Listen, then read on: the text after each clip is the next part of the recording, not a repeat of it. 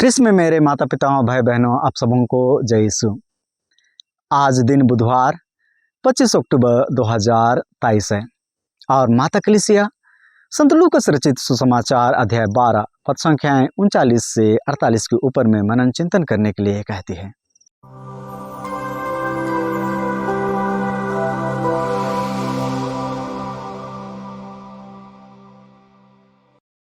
विश्वासियों, जब हमारे गांव कस्बों घरों में कोई कार्यक्रम या किसी प्रतिष्ठित व्यक्ति का आगमन होने वाला होता है या फिर हम व्यक्तिगत रूप से किसी प्रतियोगिता या परीक्षा की तैयारी करते हैं तो हम बहुत ज़ोर शोर से तैयारी करते हैं।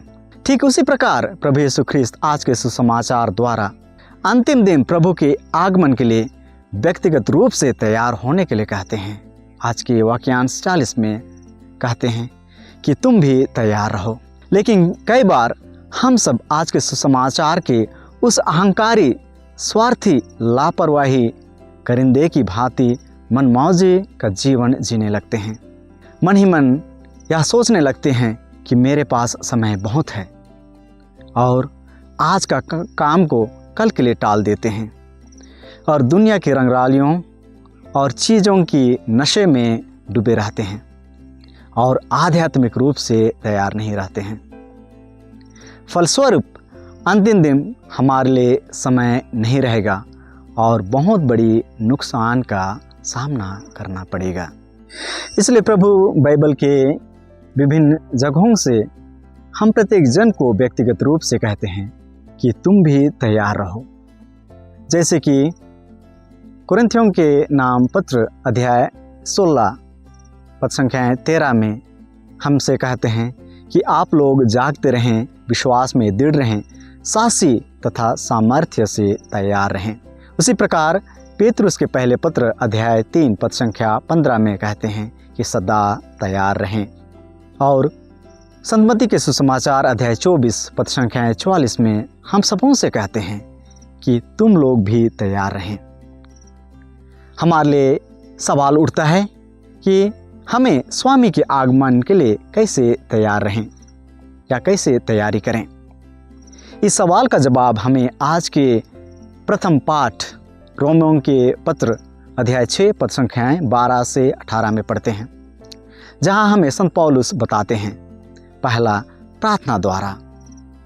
वाक्यांश 13 में हम पढ़ते हैं कि आप अपने आप को मृतकों में से पुनर्जीवित समझकर ईश्वर के प्रति अर्पित करें और हमें प्रार्थना के द्वारा ही हम अपने आप को ईश्वर के ऊपर अर्पित या समर्पित कर सकते हैं। जैसे कि योग के ग्रंथ अध्याय 11 पद संख्याएं 13 से 18 में हम पढ़ते हैं, जहां योग का ग्रंथ हमें बताता है कि अपना हृदय ईश्वर को समर्पित करें, प्रार्थना में उसकी ओर मुड़ें।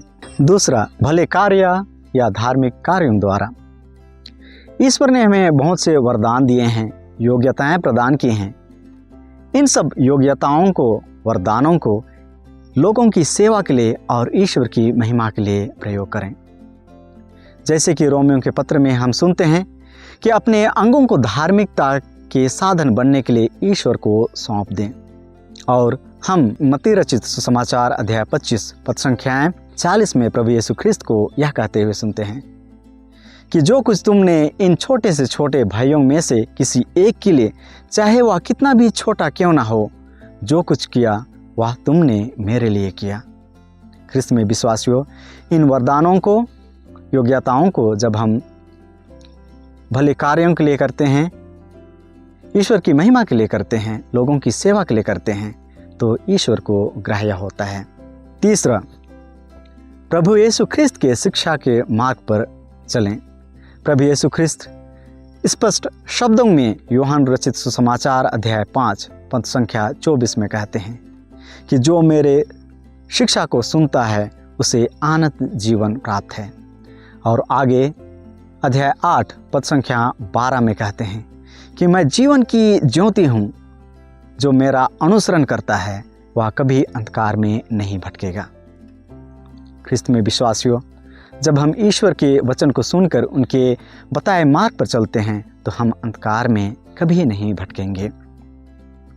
विश्वासियों, जब हम आज के इन दोनों पाठों के ऊपर में मनन चिंतन करते हैं तो ईश्वर से हम प्रार्थना करें कि हम भी उस ईमानदार, बुद्धिमान करिंदे की तरह अपने आप को तैयार रखें, ताकि जब प्रभु यीशु ख्रिस्त हमारे जीवन की किसी भी पहाड़ क्यों ना आए, वे हमें प्रार्थना में जीवन जीते हुए, भले कार्य करते हुए और उनके शिक्षा के अनुसार जीते हुए वे पाएं। आमीन।